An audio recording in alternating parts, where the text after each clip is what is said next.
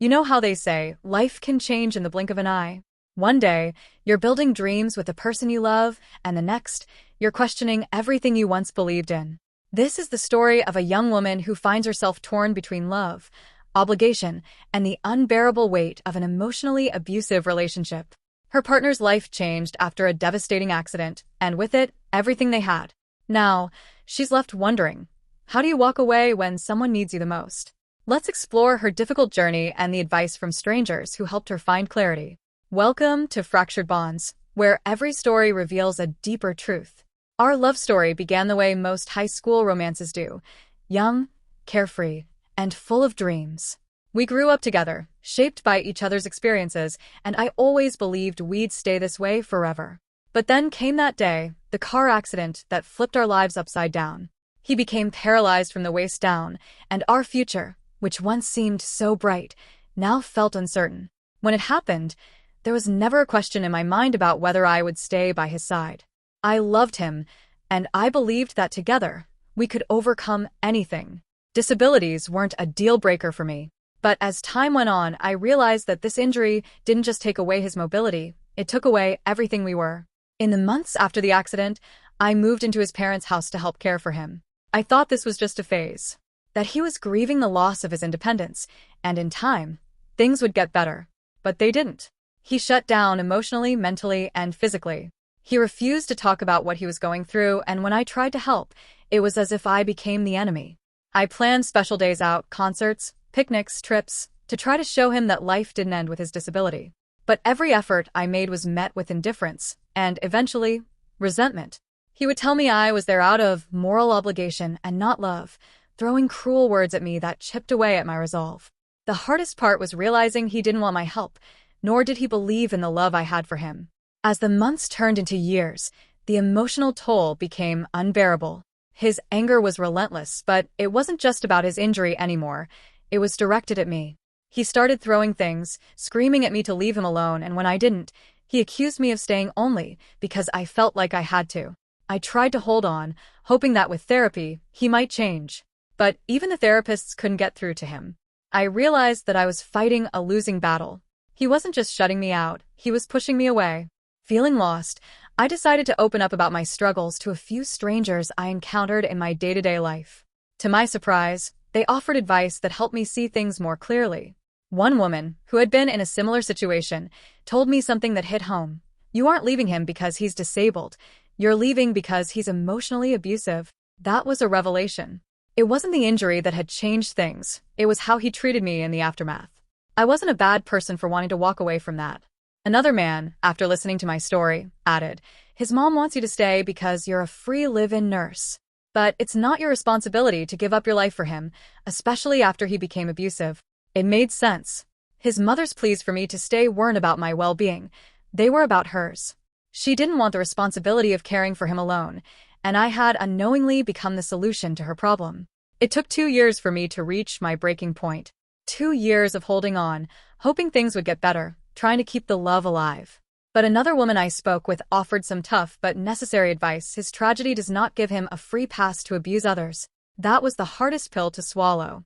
I had been making excuses for him, telling myself that he was just going through a difficult time. But in reality, he had chosen to take out his pain and frustration on me. I could no longer be his punching bag. A stranger I met at a cafe shared something that really resonated. Caretaker trauma is real. My role had shifted from being his partner to being his caretaker, and I was drowning in the weight of that responsibility.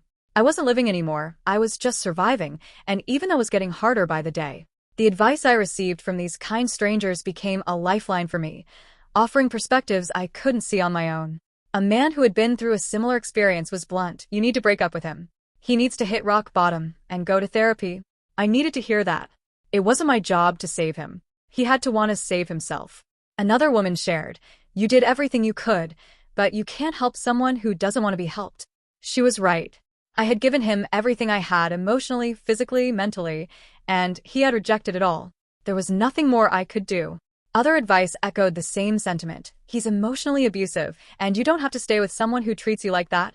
I had forgotten that I was allowed to prioritize my own happiness, that I didn't owe anyone my sacrifice, especially not someone who had become abusive toward me. One person, who had a family member in a similar situation, shared their own experience. He's pushing you away because he's angry with himself, but that doesn't mean you should let him take it out on you. He's too deep in his own head, and he's going to lose everything if he doesn't get it together. That resonated with me. His anger wasn't about me, it was about him. And I couldn't stay and be the target of that anymore. In the end, I had to make the hardest decision of my life. I had to leave.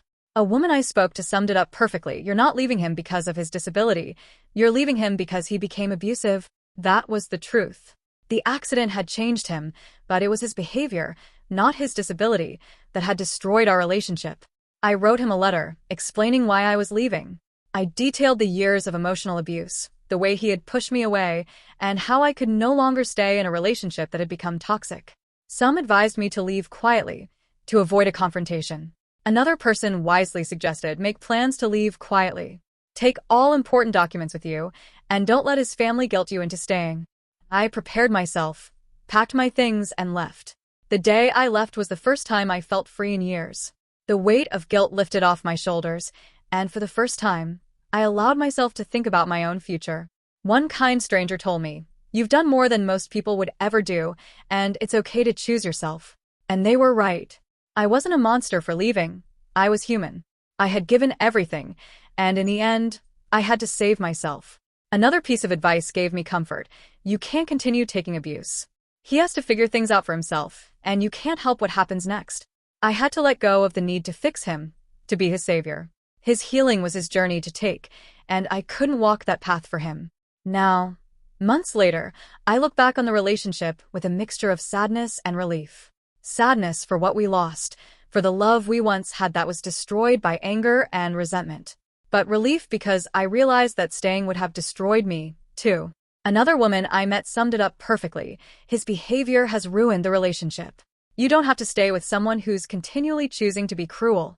That's the truth I needed to hear, and it gave me the courage to walk away.